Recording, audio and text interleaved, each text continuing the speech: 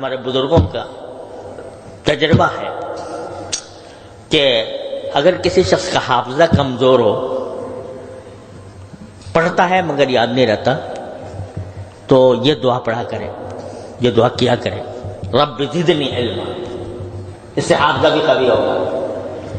اگر سمجھ میں آنے میں دشواری ہوتی ہے تو پھر بھی یہ پڑھا کرے، رب زدنی علما، کیونکہ اس دعا کے ذریعے وہ دو پریشانیاں حضور کی رفع کی گئی نا۔ ایک پریشانی یہ تھی کہ یاد کیسے کروں اس کو، ایک پریشانی یہ تھی کہ اس کو سمجھوں کس طرح۔ دونوں پریشانیوں کا علاج آپ نے فرمایا رب زدنی علما، یہ کہو رب زدنی علما۔ تو یہ اصل میں جو دعا سکھائی گئی وہ حافظے کی تقویت کے لیے اور سمجھنے کی تقویت کے لیے، لہذا بزرگوں نے کہا کہ یہ دعا جو ہے یہ دونوں کاموں کے لیے فائدہ مند ہے۔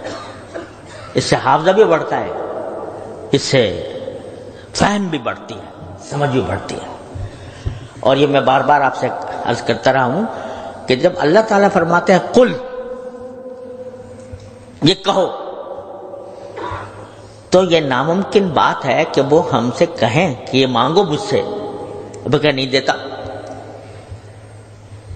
یہ کیسے ممکن ہے کہ وہ ہم سے فرمائیں کہ یہ کہو، یہ مانگو، اور جب مانگے تو نہ دے؟ یہ تو اللہ تعالیٰ سے ممکن نہیں۔